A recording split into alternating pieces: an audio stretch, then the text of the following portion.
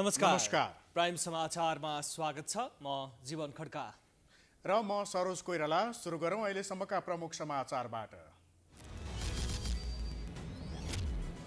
चुनावमा धनवाद र डनवाद हाबी भएको नेताहरूकै स्वीकारोक्ति। करोडौं खर्च गरेर चुनाव जितेपछि असुल गर्न राज्य दोहनको सहारा, निर्वाचन प्रणाली फेर्न माग। सत्तारूढ दलका शीर्ष नेताहरूको चुनाव सार्ने अभिव्यक्तिले तरङ्ग। सरकार, आयोग र प्रमुख प्रतिपक्षी दल चुनाव सार्न सकारात्मक भएको विप्लव नेतृत्वको नेकपाको दावी। नो भोट अर्थात् मत दिन्न भन्ने मतदाताको अधिकार अलपत्र। 8 वर्ष अघिको फैसला अझै कार्यान्वयन भएन, कानुन नबन्दा समस्या भएको आयोगकै गुनासो। सरकारले राष्ट्र बैङ्कको स्वायत्ततामा हस्तक्षेप गरेको एमालेको आरोप। गभर्नर माथिको छानबिन अनावश्यक भएको जिकिर, अर्थमन्त्रीलाई कारबाही गर्नुपर्ने माग।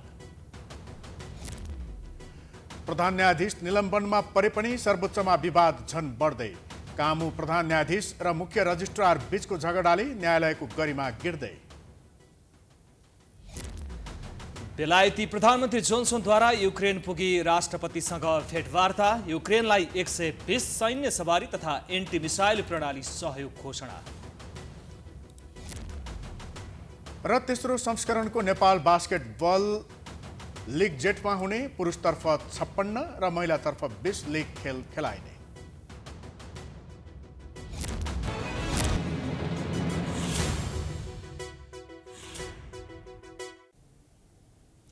अब समाचार विस्तारमा।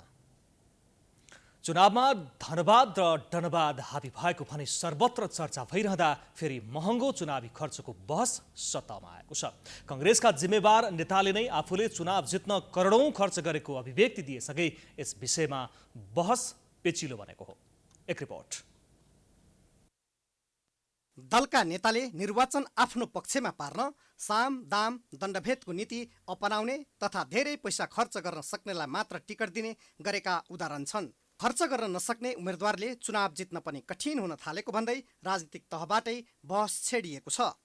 2074 सालको संघीय संसदको निर्वाचनमा दाङ 3बाट टिकट पाएका एमाले उपाध्यक्ष युवराज गेवालीले पैसा खर्च गर्न नसक्ने भन्दै उम्मेदवार नै बन्न चाहेनन्। 2074 नै नवलपरासी जिल्लाको क्षेत्र नम्बर 1बाट निर्वाचित काङ्ग्रेसका तत्कालीन महामन्त्री शशाङ्क कोइरालाले सो निर्वाचन जित्न 6 करोड खर्च गरेको सार्वजनिक अभिव्यक्ति नै दिए। नवलपरासी क्षेत्र नम्बर 1 गैँडाकोट जसको हो, त्यहाँबाट 3 चोटि मैले जितेँ। पहिलो चुनावमा मेरो खर्च 80,000 रुपियाँ थियो। दोस्रो चुनावमा 3 करोड र लास्ट चुनावमा 6 करोड। ल भन्नुहोस् त, तपाईँहरू कोही चुनाव लड्न चाहनुहुन्छ मेरो क्षेत्रबाट? म छोड्न तयार छु। तपाईँले कम्तीमा 6-7 करोड त्यहाँ उगाउनुपर्छ। कतिपयले उनले प्रस्तुत गरेको अङ्कको आँकडा भन्दा पनि त्यसको अर्थ बुझ्नु पर्नेमा जोड दिएका छन्। डाक्टर कोइरालाले मुखै खोलेर भने, अरूले भनेनन्, फरक यति हो, खर्च त सबैले करोडौँमा गर्छन् भन्ने कुरा धेरैलाई थाहा छ। उता डाक्टर कोइरालाले चुनावको मुखमा यस्तो अभिव्यक्ति दिएको भन्दै निर्वाचन आयोग पनि आन्तरिक परामर्शमा जुटेको छ।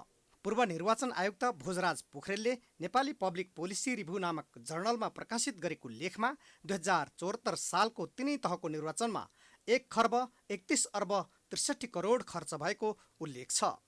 यसमा सरकार तथा राजनीतिक दलबाट भन्दा उम्मेदवारबाट हुने खर्च बढी भएको उल्लेख गरिएको छ। अनुसन्धानमा दलबाट र स्थानीय तहका उम्मेदवारबाट मात्र करिब 50 अर्ब 95 करोड खर्च गरिएको दाबी गरिएको छ। यसबाट पनि के देखिन्छ भने सामान्य आर्थिक अवस्था भएका मानिसले चुनाव लड्न कठिन छ। चुनावमा उम्मेदवारले जसरी भए पनि खोजेर धेरै खर्च गर्ने र निर्वाचित भएपछि राज्य दोहन गर्ने हुँदा भ्रष्टाचार बढेको पूर्व न्यायाधीश बलराम केसीको भनाइ छ। पहिला त करप्सनै हुन्छ, किनभने त्यो खर्च गरेर त उठाउनु पर्यो। यहाँ हाम्रो गौतम बुद्ध त छैनन् मान्छेहरू। यहाँ त गौतम बुद्ध बन्नलाई त सांसद बन्ने होइन, इलेक्सन लड्ने होइन, त्यहाँ गएर झन्डा हाल्नलाई मन्त्री बन्नको लाग्यो। अब त्यहाँ त्यसै त पुगेन। राम्रो काम गरे बापत जनताले रुचाएर तपाईँ उम्मेदवार बनिदिनुहोस्, हामी तपाईँलाई दिन्छौँ, तपाईँले पैसा खर्च गर्नु पर्दैन, हाम्रो 1 म्यान 1 भोट हो, तपाईँ जस्तो मान्छेलाई हामी दिन्छौँ भनेर त गएको होइन। अब कार्यकर्ता ल्याउनु पऱ्यो, कार्यकर्तालाई खुवाउनु पऱ्यो, टिकट किन्नु पऱ्यो, टिकट बिक्री हुने भयो। अब त्यो त करोडौँमा हुने भयो। अहिले त तपाईँको 1000को त कुरै छैन, लाखको त कुरै छैन। अनि त्यो त त्यसै त होइन, नोट छाप्ने कुरा आउँदैन। अब आफ्नो बाबुजीले चुनाव कोही लड्दैनन्। उम्मेद्वारले गर्ने करोडौँको खर्चबारे नेताहरूले भने सधैँ बहनायुक्त जवाफ दिने गरेका छन्। उनीहरू जहिले पनि खर्चलाई मितव्ययी बनाउने भन्छन्, तर निर्वाचन आयोगले तोकेको सीमाभित्र रहेर मात्रै खर्च गर्ने बाचा गर्न सक्दैनन्। तुलनात्मक रूपले गठबन्धनले चुनाव लड्दाखेरि अरूले भने जस्तो खालको महँगो पर्दैन। अब यहाँ त कस्तो छ भन्दाखेरि मै खाउँ मै लाउँ भन्ने खालको अहङ्कारी भावनाबाट ग्रसित, घमण्डले ओतप्रोत भावनाबाट ग्रसित यस्ता मान्छेहरूलाई नजिती भएको छैन भनेर भन्नका निम्ति के गर्नु पर्यो त भन्दा अप्राकृतिक रूपले चल्नु पर्यो होइन, अस्वाभाविक रूपले चल्नु पर्यो होइन। अस्वाभाविक रूपले अप्राकृतिक रूपले चल्नका निम्ति के गर्नु पर्यो त भन्दा मानिसहरूलाई मासु भात खुवाउनु पर्यो, बेलुका भएपछि चाहिँ जाँड रक्सी खुवाउनु पर्यो होइन, ठाउँ ठाउँमा जानका निम्ति मोटरसाइकल किनिदिनु पर्यो, मोटरसाइकलमा तेल हालिदिनु पर्यो होइन, अनि भोटैसम्म पनि किन्नु पर्यो भन्दाखेरि त महँगो हुने भयो नि त। निर्वाचन महँगो बन्दै गएपछि स्थानीय निर्वाचनका आकाङ्क्षीहरू पनि चिन्तित देखिएका छन्। पैसा र पहुँच हुनेले मात्र निर्वाचनमा टिकट पाउने तथा जित हासिल गर्ने प्रवृत्तिले निर्वाचन प्रणालीमै प्रश्न उब्जिएको छ। कतिपय नेताहरूले मिश्रित निर्वाचन प्रणाली भन्दा समानुपातिक निर्वाचन प्रणाली अपनाउनु पर्नेमा पनि जोड दिँदै आएका छन्। सङ्घीय र प्रदेश संसदमा पहिलो हुने निर्वाचित हुने र समानुपातिक निर्वाचन प्रणाली छ भने स्थानीय तहमा पहिलो हुने निर्वाचित हुने निर्वाचन प्रणाली लागू गरिएको छ। प्राइम टाइम्स एचडीका लागि क्यामेरामा भास्कर भट्टाचार्यका साथ हेमराज खड्का, काठमाडौँ। स्थानीय तहको निर्वाचन आउन 1 महिना 3 दिन मात्र बाँकी रहँदा पनि निर्वाचन सर्ने सम्भावना भने टरिसकेको छैन। निर्वाचन सर्न सक्ने तथ्यलाई माओवादी विप्लव समूहको निर्वाचनमा सहभागी हुने आकाङ्क्षाले मात्रै होइन, सत्ता घटककै निर्णायक नेताका अभिव्यक्तिले समेत बल पुर्याइरहेका छन्। एक रिपोर्ट। जति बेला चुनावको मिति घोषणा गर्न सरकारमाथि दबाव बढिरहेको थियो, त्यति नै बेला नेकपा माओवादी केन्द्र र एमालेबाट छुट्टिएको नेकपा एकीकृत समाजवादी पार्टी चुनावको मिति घोषणा नगर्न प्रधानमन्त्री शेरबहादुर देउवामाथि दबाव थप्दै थिए। साङ्गठनिक रूपमा परिपक्व भइ नसकेका कारणले हुन सक्छ यी दुई पार्टी चुनाव केही समय पर धकेल्न चाहन्थे। तर प्रमुख प्रतिपक्षी नेकपा एमालेको लगातारको खबरदारी र वामपन्थी दल फुटेको अवस्थामा चुनावमा जाँदा नतिजा अनुकूल हुने काङ्ग्रेसको आकलनका कारण वैशाखका लागि मिति तय भयो। तर चुनाव आउन ठिक 1 महिना 3 दिन बाँकी रहँदा फेरि चुनाव सर्न सक्ने विषय सतहमा आएको छ, जसको छनक दिए नेकपा एकीकृत समाजवादी पार्टीका अध्यक्ष माधव कुमार नेपालले। शनिबार राजधानीमा आयोजित कार्यक्रममा अध्यक्ष नेपालले वैशाखमा गर्ने तय भएको स्थानीय तहको निर्वाचन सर्न सक्ने सङ्केत गरे। उनले 2069 सालको असोजमा मात्र 5 वर्ष कार्यकाल पुरा हुने भएकाले जनप्रतिनिधिहरूको संवैधानिक अधिकार हरण भएको भन्दै त्यस्तो सङ्केत गरेका हुन्। जेठको 5 गते पहिलो चुनाव भएको थियो, असारको 5 गते अर्को 15 गते चुनाव भएको थियो, असोजको पहिलो हप्तामा चुनाव भएको थियो 7 गते। असोजमा चुनाव भएका मान्छेहरूको 5 वर्ष पुगेको छैन। असोजमा 5 वर्ष पुगेको समय पुगेको छैन, त्यसको जवाब कसले दिने? त्यस हुनाले त्यो कानुनमा त्रुटि छ, संवैधानिक उनीहरूको अधिकारको हरण भएको छ। त्यस हुनाले यो चुनावले असोज महिनामा 5 वर्ष पुग्नेहरू तिनीहरूको भावनाको विभुत्समा निर्णय गरेको छ भन्ने कुराहरू उठिरहेको छ। भोलि जे होला होला, अहिले हामी तयारीमा जुटौँ। चुनाव सर्न सक्ने विषय पत्याइहाल्ने गरी विकसित नभए पनि केही राजनैतिक पृष्ठभूमिले कतै चुनाव केही महिना पर धकेलिन्छ कि भन्ने मतलाई बल पुग्छ। त्यसमा एउटा पाटो हो विप्लव नेतृत्वको नेकपा माओवादी। कपिल वस्तुमा बसेको सो पार्टीको केन्द्रीय समिति बैठकले चुनावमा भाग लिने निर्णय त गरेन, तर कतिपय नेताहरू चुनावमा जानुपर्ने पक्षमा उभिए। यसको केही दिनपछि विप्लव नेतृत्वको माओवादीका नेता खड्गबहादुर विश्वकर्मा प्रकाण्ड निर्वाचन आयोग कार्यालय नै पुगेर आफ्नो दललाई पनि चुनावमा भाग लिने वातावरण बनाइदिन आग्रह गरे। प्राइम टाइम्स टेलिभिजनसँग कुरा गर्दै नेता प्रकाण्डले आफूहरू चुनावमा आउने विषय ओली सरकारसँग गरिएको 3 बुँदे सहमतिको कार्यान्वयनसँग जोडिएकाले चुनाव सर्नेमा विश्वस्त रहेको बताए। टोटल 3 बुँदे सहमति कार्यान्वयन गर्ने कुरा र अहिलेको यो इलेक्सन जो छ नि, यो इलेक्सन 3 बुँदे सहमतिको कार्यान्वयनसँग कन्ट्राडिक्टी भएर जो आएको छ नि, यो कन्ट्राडिक्टीलाई हल गर्ने, कन्ट्राडिक्सनलाई हल गर्ने सन्दर्भमा र वातावरण राष्ट्रिय राजनीतिमा हाम्रो पार्टीलाई अनुकूल बनाउने सन्दर्भमा चाहिँ देउवा सरकार पोजिटिभ छ। उनले सरकार, प्रमुख प्रतिपक्षी दल र निर्वाचन आयोग पनि निर्वाचन सार्ने विषयमा सकारात्मक रहेको आफूले पाएको बताए। वातावरण बनाउनेमा उली पनि पोजिटिभ होइन, तर अब त्योभन्दा देउवा सरकारको भनौँ न, सरकारको सरकारी गठबन्धनको अझ सरकारको चाहिँ तपाईँको यसपट्टि सिरियस छ र पोजिटिभ छ। हाम्रो ठाउँबाट चाहिँ तपाईँको नि चाहिँ हामी पहल गर्छौँ भन्ने नै छ, सकारात्मक छौँ भन्ने नै छ। अलिकति निर्वाचन आयोगको कुरा गर्नुभएको थियो उहाँले, अलिकति कन्सर्न निर्वाचन आयोगको पनि हुन्छ भन्ने थियो देउवा सरकारको भनौँ न। त्यसो भए के कन्सर्न रहेछ त भनेर म त्यही क्रममा निर्वाचन आयोगलाई बुझेको मैले। होइन, उसले सरकारले र राष्ट्रिय राजनीतिमा जे डिसिजन हुन्छ त्यो त निर्वाचन आयोगलाई मात्रै होइन कि तपाईँहरूको पार्टीलाई पनि त्यसले चाहिँ तपाईँ निर्देशन गर्छ र यो राज्यलाई पनि निर्देशन गर्छ नि भन्ने थियो। हो भने हामीले निर्वाचन आयोगले प्राविधिक रूपमा वैशाखका लागि तय भएको स्थानीय तहको निर्वाचनमा संस्थागत रूपमा नेकपा माओवादीको संलग्नताको बाटो बन्द भएको जनाइसकेको छ। तर पनि उसकै मागलाई टेकेर राजनैतिक सहमति भई चुनाव सर्न सक्ने विषय पनि जोडदार रूपमा उठिरहेको छ। विप्लव फ्याक्टरलाई देखाएर वैशाखमा हुने निर्वाचन पर धकेलियो भने राजनीतिले फेरि अर्को कोर्स लिने देखिन्छ। राजनीतिक दलले निर्वाचनमा उठाएका उम्मेदवार राम्रो नलागेकोले अस्वीकार गर्न पाउने अधिकारलाई नो भोट भनिन्छ। संसारका केही निर्वाचन प्रणालीमा नो भोटको प्रचलन पनि रहेको पाइन्छ। तर नेपालमा सर्वोच्च अदालतले पनि नो भोटको व्यवस्था गर्न 8 वर्ष अघि दिएको निर्देशनात्मक आदेश अहिलेसम्म सरकारले कार्यान्वयन नगर्दा आसन्न निर्वाचनमा पनि आफूलाई मन नपरेको उम्मेदवारलाई भोट दिन्न भन्ने अधिकारबाट जनता वञ्चित भएका छन्। एक रिपोर्ट।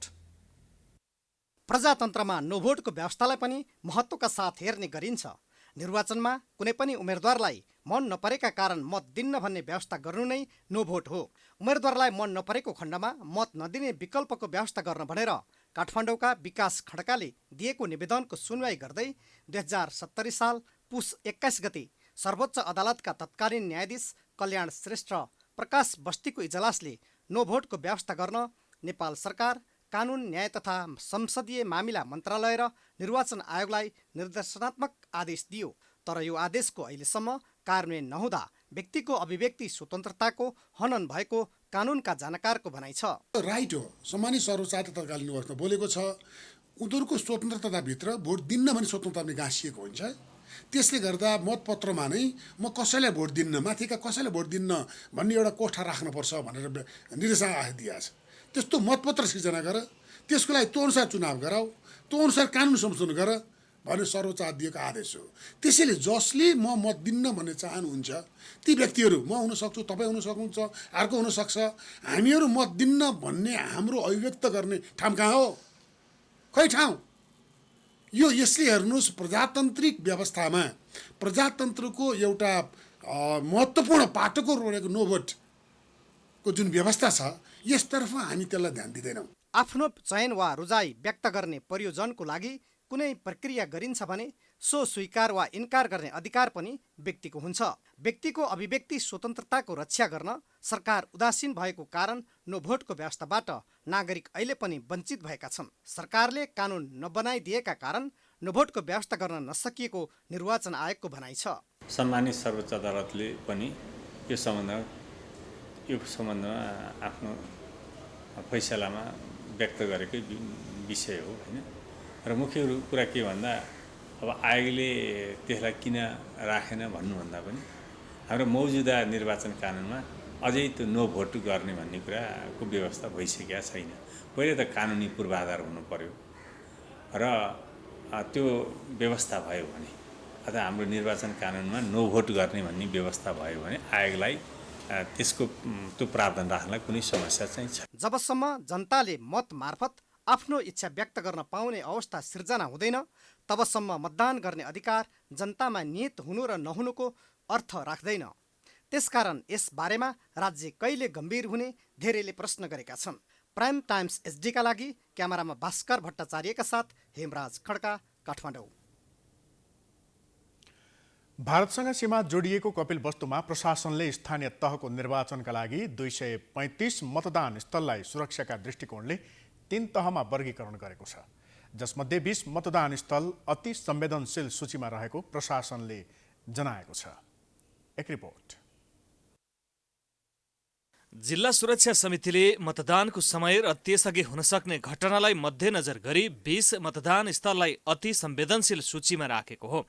प्रमुख जिल्ला अधिकारी धर्मेन्द्र कुमार मिश्राका अनुसार जिल्लामा निर्वाचन स्थलको निरीक्षण गरी मतदान स्थलको सूची निर्धारण गरिएको हो। समितिले निर्वाचन स्थलको निरीक्षण अनुगमन पछि स्थलहरूलाई वर्गीकरण गरेको हो। जिल्लामा विगतमा निर्वाचनमा भएका गतिविधि, सुरक्षा संवेदनशीलता लगायतका विषयमा छलफल गरी मतदान स्थलको वर्गीकरण गरिएको छ। आउँदो स्थानीय तह निर्वाचन प्रयोजनको लागि चाहिँ हामीले सुरक्षाको विभिन्न मापदण्डहरू, त्यसमा जस्तै अब सीमासँग कति नजिक छ, जङ्गलसँग कति नजिक छ, हाम्रा प्रहरी युनिटहरू, सशस्त्र प्रहरीको युनिटहरू कति टाढा छ, मतदान स्थलमा चाहिँ त्यसको चाहिँ बााउन्ड्री वालहरू छ कि छैन, तारबार छ कि छैन, र गत विगतको हिस्ट्री के छ, यो सबै कुरालाई विश्लेषण गरेर हामीले चाहिँ अति संवेदनशील र सामान्य भन्दाखेरि चाहिँ हामीले एउटा प्रारम्भिक रूपमा हामीले अनुमान गरेका छौँ र त्यो रिपोर्टिङ हामीले गृह मन्त्रालयमा पनि गरिसकेका छौँ र त्यसै अनुसार चाहिँ हामीले सुरक्षा परिचालन गरेर निर्वाचनलाई शान्त, सभ्य र पारदर्शी ढङ्गले चाहिँ सम्पन्न गराउनप्रति चाहिँ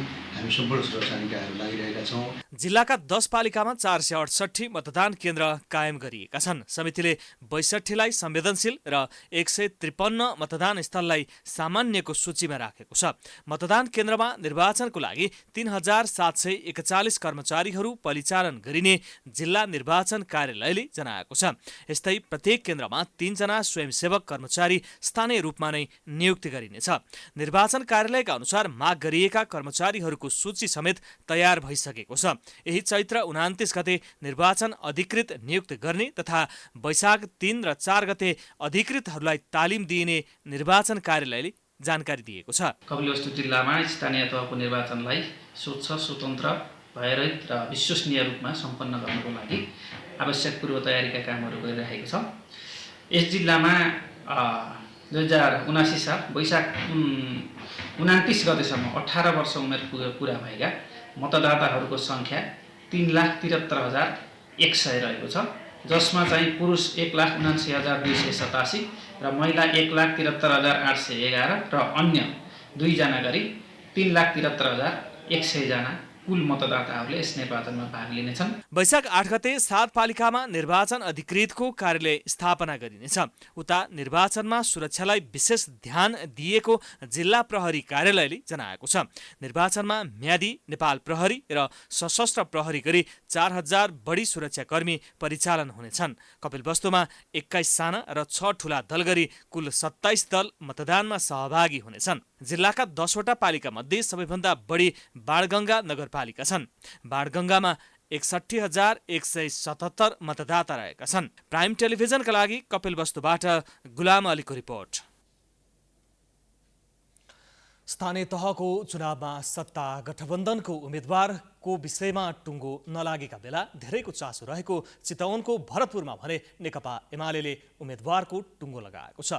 भरतपुरमा नेकपा एमाले विजय सुवेदीलाई उम्मेद्वारको रूपमा अगाडि सारेको हो। 2074 को निर्वाचनमा पराजय बेहोरेका उम्मेद्वार देवी गेवालीको समर्थनमा सुवेदी उम्मेद्वार बन्ने पक्का भएको हो। यता सत्तारूढ गठबन्धनले भने साझा उम्मेद्वारको रूपमा कोही पनि अगाडि बढाएको छैन। यद्यपि भरतपुर महानगर अरूलाई नदिने अडान लिएको नेपाली कांग्रेसबाट भने दर्जन नेताले आकांक्षा देखाएका छन्। नेपाली कांग्रेस भरतपुर महानगर समितिले आज र भोलि 2 दिनसम्म महानगरको प्रमुख र उपप्रमुखमा उम्मेद्वार बन्न इच्छुक नेताहरूलाई निवेदन दिन समय दिएको छ।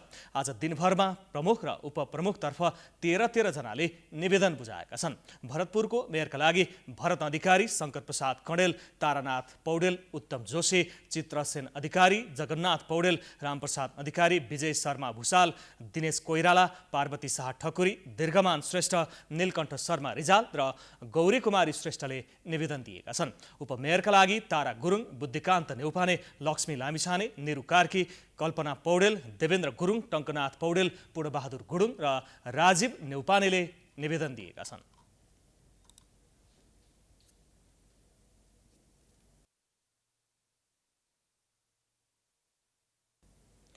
समाचारको सिलसिला जारी छ। हामी विश्रामपछि आउँछौँ। बाँकी समाचारको साथमा गर्वैदेखि बलियो विश्रामपछि स्वागत छ। अब बाँकी समाचार। राष्ट्रपति विद्यादेवी भण्डारीले रौतहटको जयनगरमा गजेन्द्र स्मृति अस्पतालको उद्घाटन गरेकी छिन्। रौतहटको माधव नारायण नगरपालिका 3 स्थित जयनगरमा स्वर्गीय गजेन्द्र नारायण सिंहको स्मृतिमा 300 शय्याको गजेन्द्र स्मृति अस्पताल निर्माण भएको छ। उद्घाटन कार्यक्रममा राष्ट्रपति भण्डारीले जनताको स्वास्थ्य सेवा प्रदान गर्ने पवित्र उद्देश्य राखेर अस्पताल निर्माण गरेको भन्दै गजेन्द्र नारायण सिंह स्मृति प्रतिष्ठानको प्रशंसा गरेकी थिइन्। कार्यक्रममा राष्ट्रपति भण्डारीले अस्पताल परिसरमा रहेको मधेस आन्दोलन एवं समतावादी सङ्घर्षका नेता स्वर्गीय गजेन्द्र नारायण सिंहको प्रतिमा समेत अनावरण गरेकी थिइन्। कार्यक्रममा राष्ट्रपति भण्डारीले शिक्षा, स्वास्थ्य, खाना, स्वस्थ पिउने पानी जस्ता आधारभूत आवश्यकताहरू मौलिक हकको रूपमा स्थापित भएको बताइन्। संविधान प्रदत्त मौलिक हक कार्यान्वयन गर्दै सामाजिक न्यायमा आधारित समाज स्थापना गर्ने अभियानलाई तीव्रता दिनुपर्ने राष्ट्रपति भण्डारीले बताइन्। संविधानले मार्गनिर्देशन गरेको समाज उन्मुख अर्थतन्त्र निर्माण, समृद्ध नेपाल, सुखी नेपालीको राष्ट्रिय सङ्कल्प हासिल गर्न राज्यको सबै अङ्ग तथा निकायहरू परिचालित हुनुपर्नेमा जोड दिइन्। राष्ट्रपति भण्डारीले समग्र राष्ट्र निर्माण एवं मध्य प्रदेशको विकासको बाटोमा अग्रसर गराउन गुणस्तरीय शिक्षा, कृषि र पर्यटनलाई विशेष जोड दिनुपर्ने बताइन्।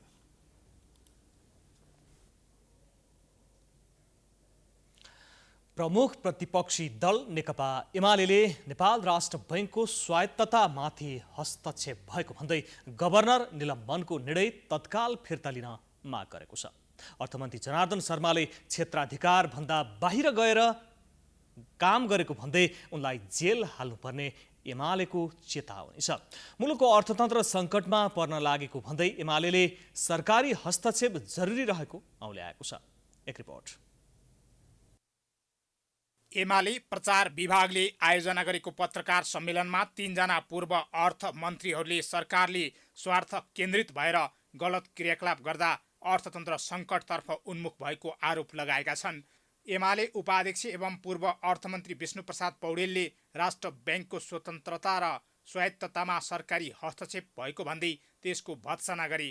पौडेलले गभर्नर महाप्रसाद अधिकारीलाई गरिएको निलम्बन फिर्ता लिन सरकारसँग माग पनि गरे। सरकारले भइरहेको आर्थिक प्रणाली भत्काउने प्रक्रिया थाल्नु गलत रहेको भन्दै उनले अर्थतन्त्र खस्किने अवस्थामा जान नदिन सरकारले बेलैमा हस्तक्षेप गर्नुपर्ने बताए। मुलुकको आर्थिक अवस्था महत्त्वपूर्ण हो भने विश्लेषणका साथमा सरकारको गलत हस्तक्षेपलाई अस्वीकार गरेका कारणले गर्दा सरकारको गलत नीतिलाई अस्वीकार गरेका कारणले गर्दा सरकारलाई सच्याउनका निम्ति बारेमा दबाब दिएका कारणले गर्दा आज राष्ट्र बैंकको गभर्नरलाई त्योदेखि पदमुक्त गर्नका निम्ति एउटा स्पष्टीकरणको चाहिँ गलत अभ्यास गरिएको छ।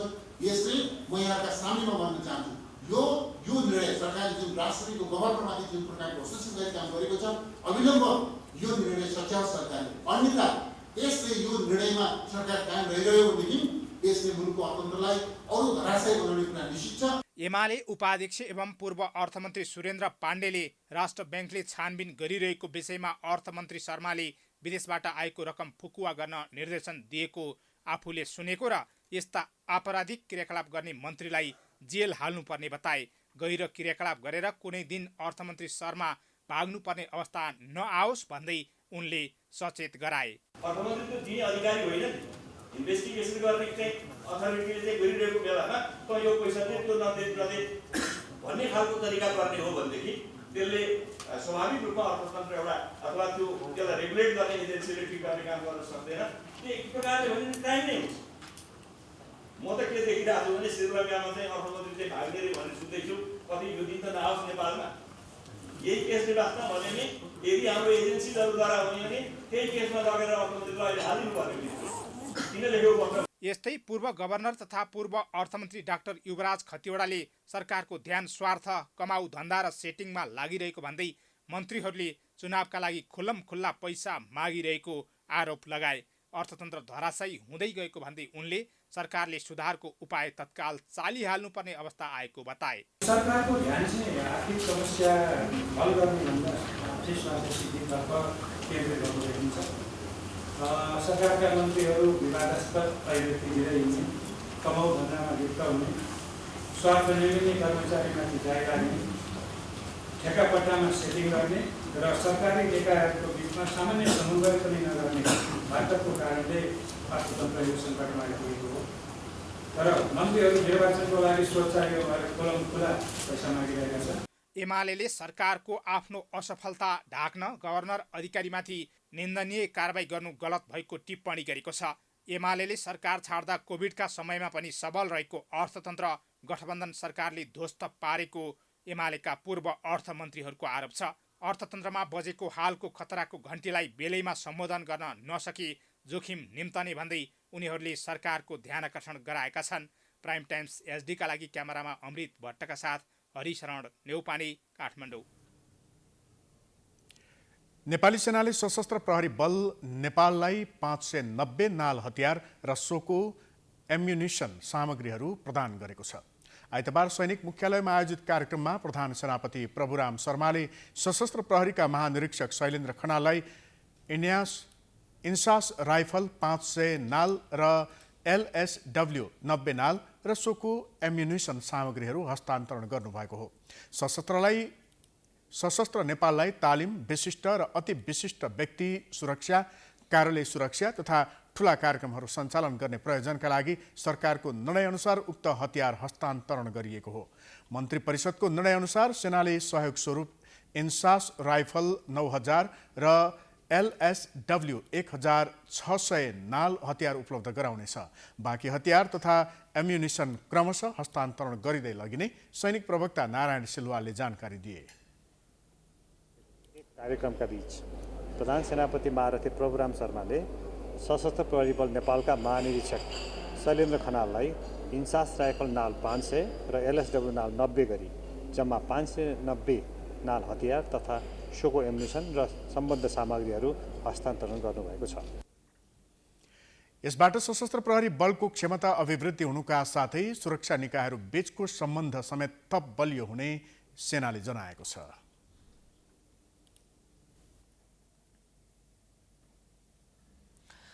नयाँ वर्षको आगमनसँगै सुरु हुने तान्त्रिक महत्त्व बोकेको भक्तपुरको प्रसिद्ध ऐतिहासिक एवं सांस्कृतिक महत्त्व बोकेको लिच्छवीकालीन बिस्केट जात्रा सुरु भएको छ। जात्रा 8 रात 9 दिनसम्म धुमधामका साथ मनाइन्छ। एक रिपोर्ट। भक्तपुरको सांस्कृतिक एवं ऐतिहासिक महत्त्व बोकेको प्रसिद्ध बिस्का जात्रा आजबाट सुरु भएको छ। नववर्षको आगमनसँगै सुरु हुने बिस्केट जात्रा साँझ तौमडे स्थित 5 तले मन्दिर अगाडिबाट नक्किन्जु अजिमाको रथलाई घटखामा पुर्याएर भैरवनाथको रथ तानातान गर्दै सुरु गरिएको हो। यात्रा 8 रात 9 दिनसम्म धुमधामका साथ मनाइन्छ।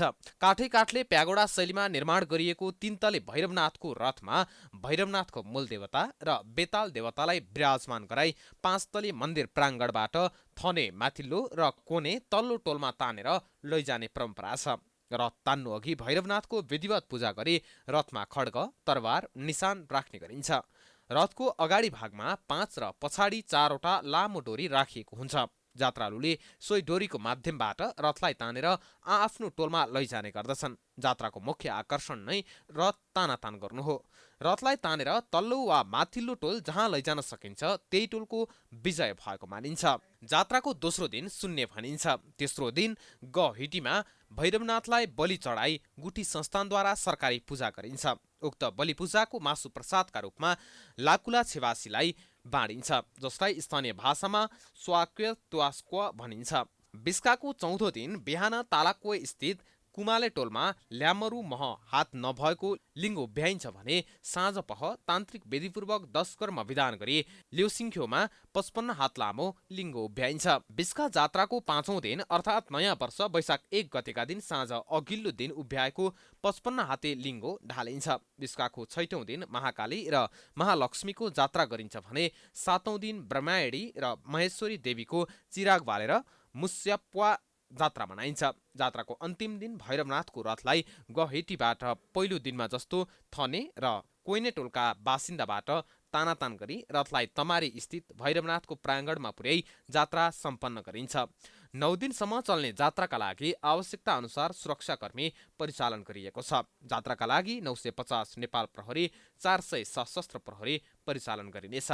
आवश्यकता परे थप सुरक्षाकर्मी परिचालन गर्ने गरी तयारीसहित जात्रामा उच्छृङ्खल गतिविधि गर्ने र हुलदङ्गा मचाउन खोज्नेको पहिचान गर्न व्यापक रूपमा सादा पोसाकमा समेत सुरक्षाकर्मी परिचालन गर्ने प्रहरीले जनाएको छ।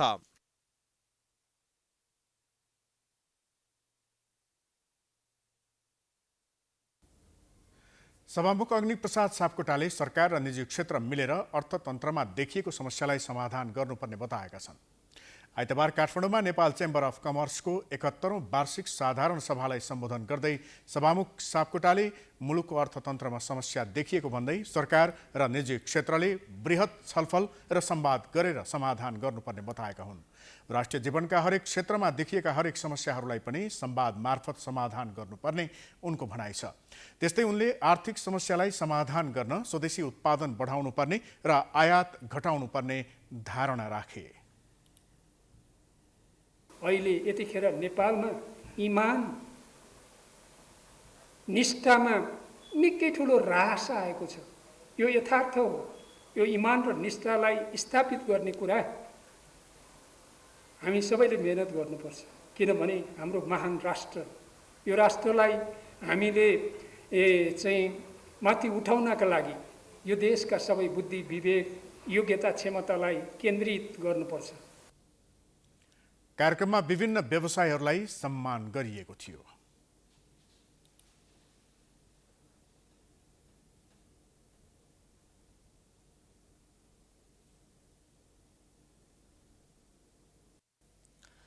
जनताको आशा एवं भरोसा मानिएको न्यायालय नै पछिल्लो समय यो वा त्यो मानेमा विवादित छ। यति बेला प्रधान न्यायाधीश निलम्बनको अवस्थामा छन् भने कामु प्रधान न्यायाधीश र मुख्य रजिस्ट्रारको विवादले पनि सर्वोच्च अदालतमा अन्यल देखिएको छ।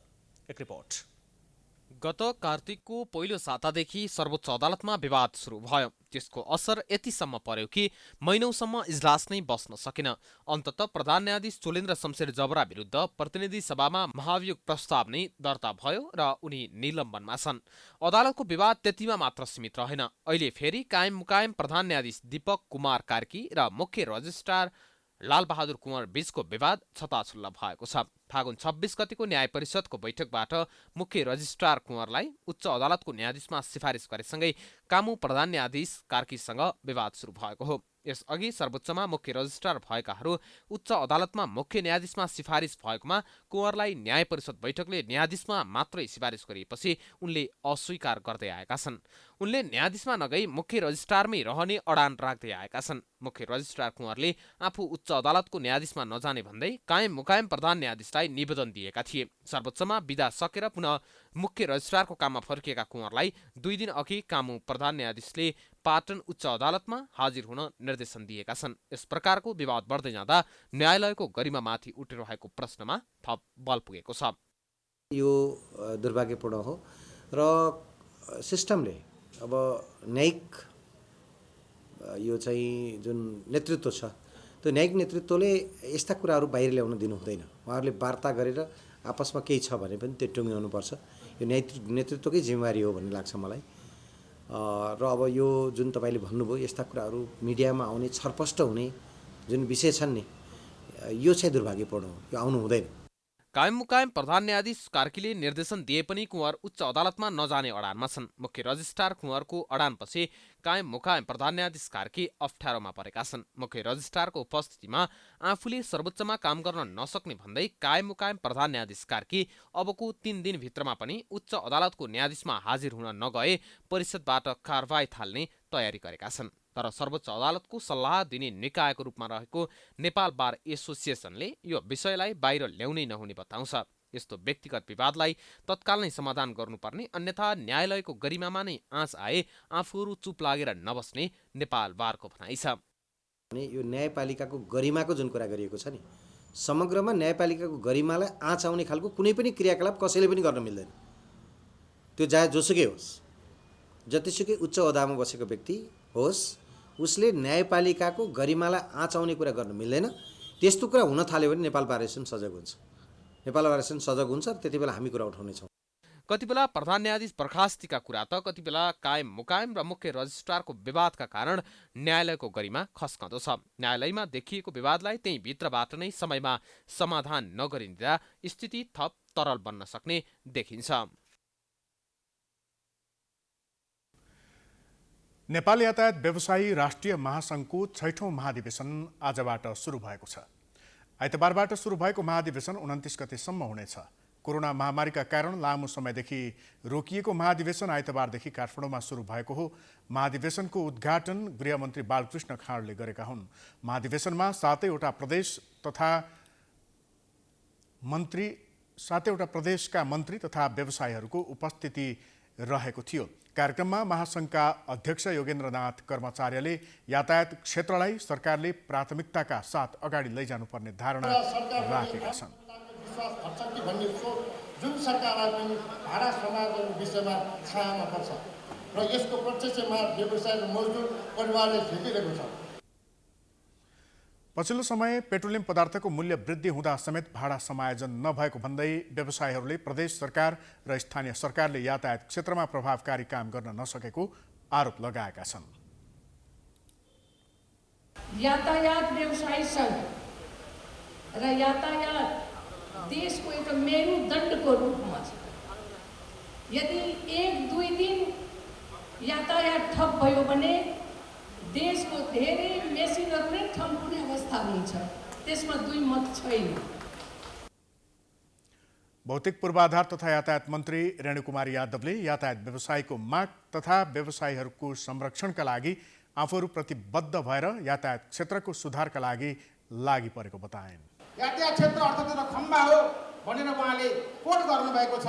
तर मलाई लाग्छ आज सरकारले त्यसो भन्दै गर्दा, प्रधानमन्त्रीले त्यसो भन्दै गर्दा आज यस क्षेत्रमा परेका समस्याहरू, यहाँ भएको लगानीको सुरक्षा, यहाँ भएको श्रमिकको सुरक्षा कुन तहले सरकारले हेरिरहेको छ भन्ने कुरा आज गम्भीर विषय उठिरहेको छ।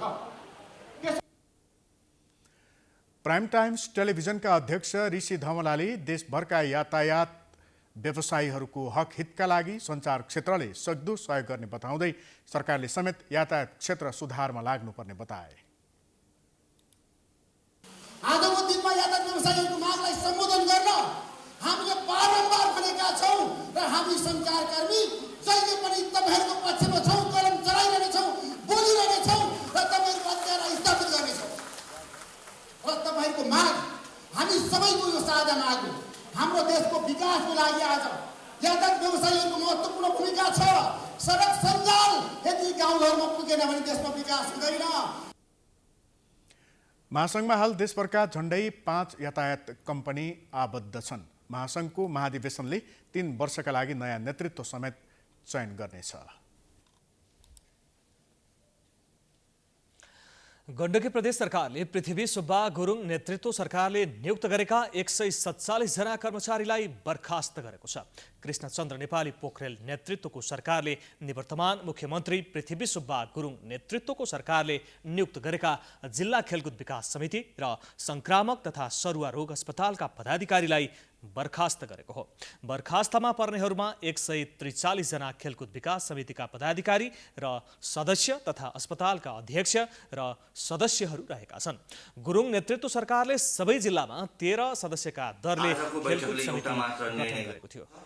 संक्रमण तथा सरुवा रोग अस्पतालको सञ्चालन तथा व्यवस्थापन समिति गठन आदेश 2077 को संशोधन सहितको दफा 3 को उपदफा 2 अनुसारको समितिको रिक्त अध्यक्ष पदमा उपदफा 5 को व्यवस्था अनुसार 3 वर्षको पदावधि रहने गरी पोखरा महानगरपालिका वडा नम्बर 31 कास्कीका श्री रवि मोहन भण्डारीलाई मनोनयन गर्ने निर्णय गरेको छ। 3 वर्ष कार्यकालका लागि 2078 वैशाख 16 गते सरुवा रोग अस्पतालको अध्यक्षमा नियुक्त प्राध्यापक डाक्टर कृष्ण पौडेललाई प्रदेश सरकारले बर्खास्त गरेको छ। उनलाई गत 18 गते किन बर्खास्त नगर्ने भन्ने भाषासहितको स्पष्टीकरण सोधेकोमा डाक्टर पौडेलले मंगलबार आफ्नो स्पष्टीकरण पेश गरेका थिए। त्यस अस्पतालका स्वास्थ्य विज्ञ डाक्टर ध्रुवबहादुर अधिकारी स्थानीय उत्तरबाट मेजर रामप्रसाद गुरुङ र सूर्यकुमारी बन्जरा समितिलाई भने स्वास्थ्य मन्त्रालयले बर्खास्त गरेको थियो।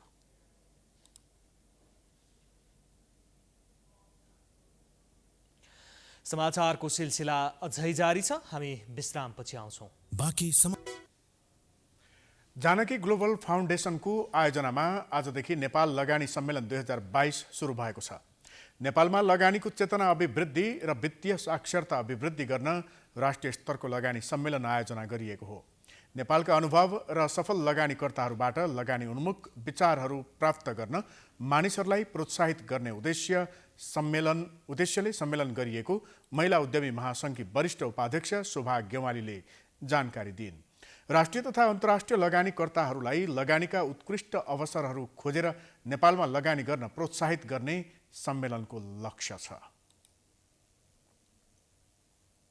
भैँचालो केही समय अगाडि हाम्रो देशमा भैँचालो गयो, त्यसपछि त्यसको केही समयपछि महामारी सुरु भयो, त्यसपछि पनि अलिकति ठिक भयो कि भन्दा रुस र युक्रेनको वारले त झन् हामीलाई त सबै कुरामा अहिले आयात गर्नलाई एकदम कठिनाइ भइरहेको छ। यसको भोगाई हामीले श्रीलङ्काबाट पनि पाठ सिक्नुपर्ने हुन्छ।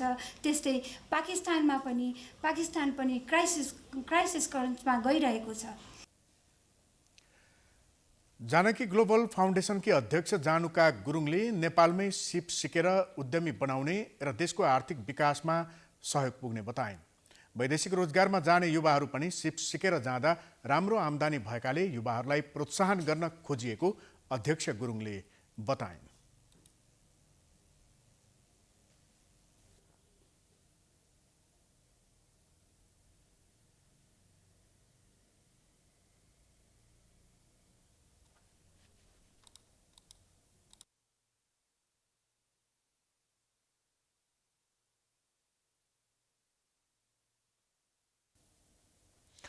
नेपाल बैंकर्स सङ्घले विलासी वस्तुहरूको आयात प्रतीत पत्र एलसी नखोल्ने भएका छन्। सङ्घको आइतबारको बैठकले हालको ब्याज दरलाई वैशाखमा पनि स्थिर राख्ने र एलसी पनि नखोल्ने निर्णय गरेको हो।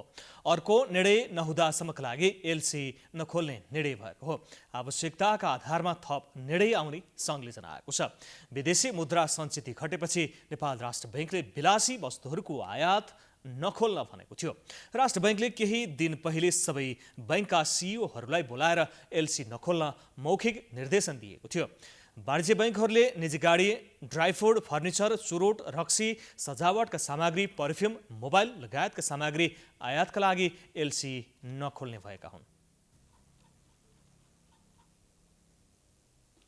अब अन्तर्राष्ट्रिय समाचार।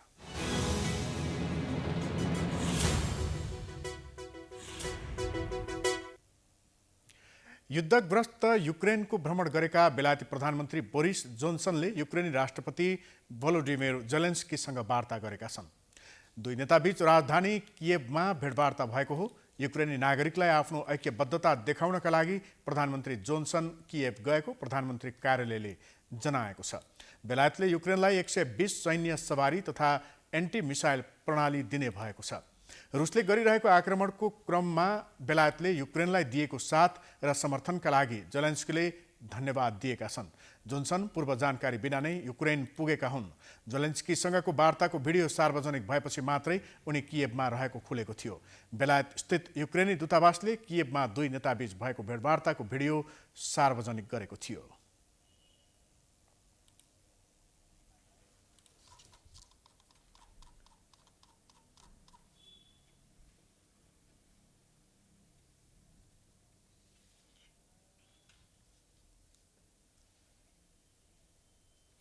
अब खेलकुद समाचार।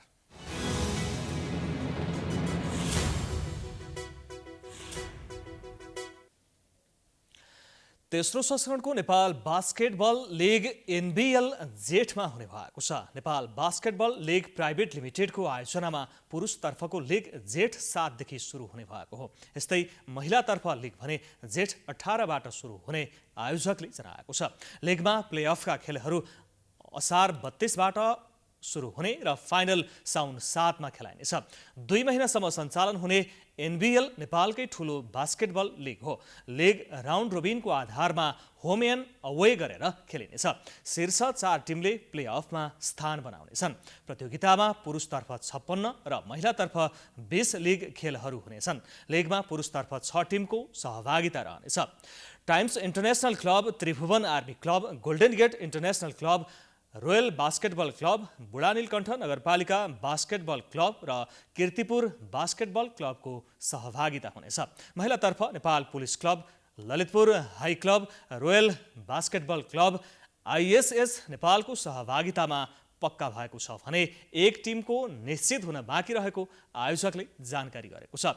NBL पुरुषको विजेताले 2 लाख रुपियाँ पुरस्कार प्राप्त गर्नेछन् भने महिलाको विजेताले 1 लाख पाउनेछन्। पुरुषतर्फ दोस्रो हुने टिमले 1 लाख र महिलातर्फ दोस्रो हुनेले 50,000 पाउने आयोजकको भनाइ छ। यससँगै हामी समाचारको अन्त्यमा आइपुगेका छौँ। जाँदा जाँदै प्रमुख समाचार पुनः एकपटक। चुनावमा धनबाद र डनबाद हाबी भएको नेताहरूकै स्वीकारोक्ति। करोडौं खर्च गरेर चुनाव जितेपछि असुल गर्न राज्य दोहनको सहारा, निर्वाचन प्रणाली फेर्न माग। सत्तारूढ दलका शीर्ष नेताहरूको चुनाव सार्ने अभिव्यक्तिले तरङ्ग, सरकार, आयोग र प्रमुख प्रतिपक्षी दल चुनाव सार्न सकारात्मक भएको विप्लव नेतृत्वको नेकपाको दावी। नो भोट अर्थात् मत दिन्न भन्ने मतदाताको अधिकार अलपत्र। 8 वर्ष अघिको फैसला अझै कार्यान्वयन भएन, कानुन नबन्दा समस्या भएको आयोगकै गुनासो।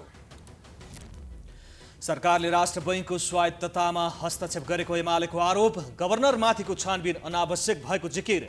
अर्थमन्त्रीलाई कारबाही गर्नुपर्ने माग। प्रधान न्यायाधीश निलम्बनमा परे पनि सर्वोच्चमा विवाद झन बढ्दै। कामु प्रधान न्यायाधीश र मुख्य रजिस्ट्रार बीचको झगडाले न्यायालयको गरिमा गिर्दै।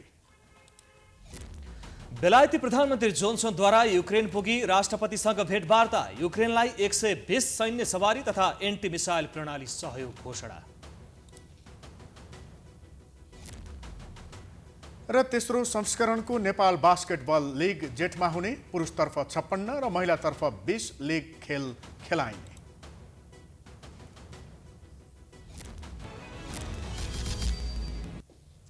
समाचार अहिलेलाई सकियो। यसपछिको प्रस्तुति जनता जान्न चाहन्छन् ऋषि धमलाको साथ। हेर्दै रहनुहोला प्राइम टाइम्स HD। नमस्कार।